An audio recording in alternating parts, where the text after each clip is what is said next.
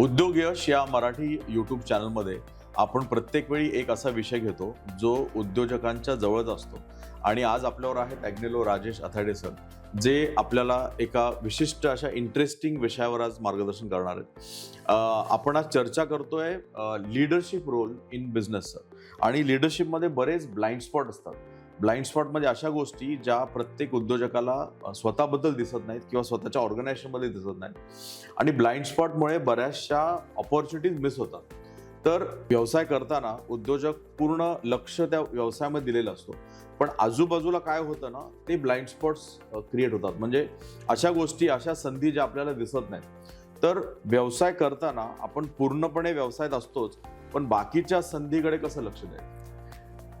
अनेक असे उद्योजक असतात ना, they work in the business, they are not working on the business, आणि तिथे सगळा घोळ होतो.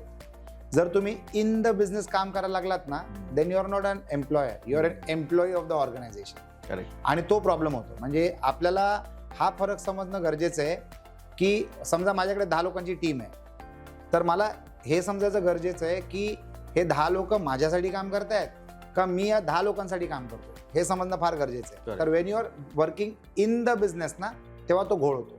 सगळ्यात मोठा प्रॉब्लेम कुठे असतो माहिती आहे एंटरप्रेन्योरचा? त्याला असं वाटतं की सगळं काय तोच करू शकतो, सगळ्यात उत्तम काम तोच करू शकतो आणि तोच सगळ्यात प्रोडक्टिव्ह माणूस आहे.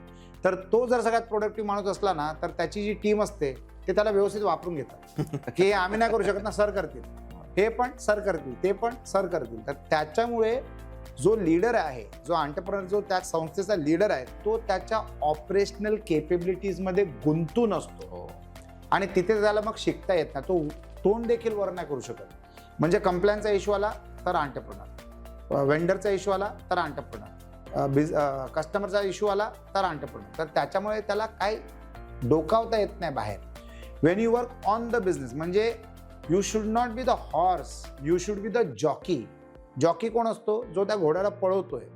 पण बरेच लोक जे बिझनेसमध्ये स्वतः गुंतून असतात ना, ते घोडे आहेत त्या बिझनेसमधले. आणि जॉकी प्रत्येक एम्प्लॉई आहे, तो त्याच्या डोक्यावर बसून त्याला चालवतोय एंटरप्रेन्योरला. तर हे नाही केलं पाहिजे. आणि हे कधी समजतं आपल्याला? इंट्रोस्पेक्शनच्या मार्फत.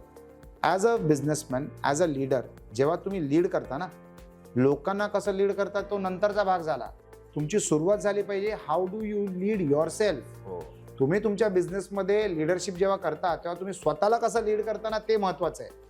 You need to be the growth engine of the organisation, you cannot be the operative engine of the organisation. तुमची सुरुवात तशी असू शकते.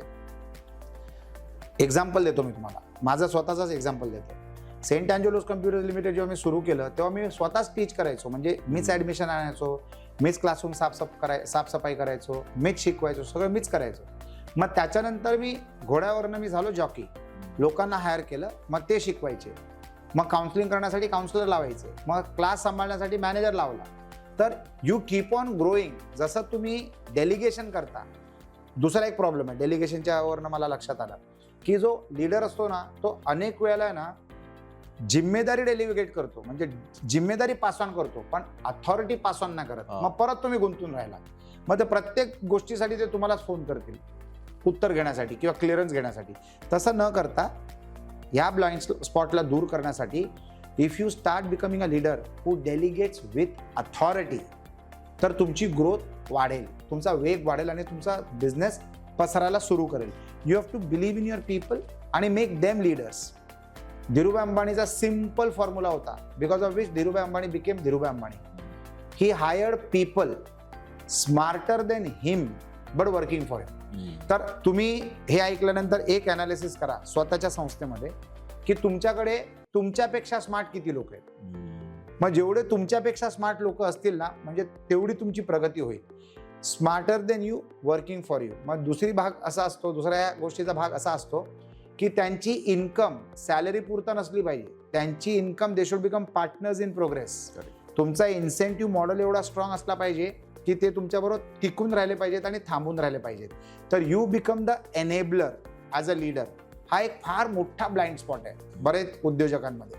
कारण ते सगळं काय स्वतःच करायला बघतात आणि त्यांना असं वाटतं की माझ्यापेक्षा चांगलं कोणच करू शकत नाही. आणि ह्याच्यामध्ये बऱ्याच वेळेला ना विश्वासाचा पण विषय असतो की त्याला विश्वास नसतो की माझा कर्मचारी, माझा टीममेट चांगलं परफॉर्म करू शकेल की नाही. तर he should become a trainer. You need to train your team to become like you or better than you. आता तुम्हाला तुमच्यापेक्षा चांगलं बनवण्यासाठी तुमच्याकडे क्षमता नसतील, then you should go and meet people like mister Vineet Bansode, जे ती पुढची ट्रेनिंग करू शकतील Yes. की how can you become the best product of your organisation or the best team member of your organisation. ह्या गरजेच्या गोष्टी आहेत आणि this is the biggest blind spot of every leader. प्रत्येक उद्योजक इथेच फसतो. ग्रेट.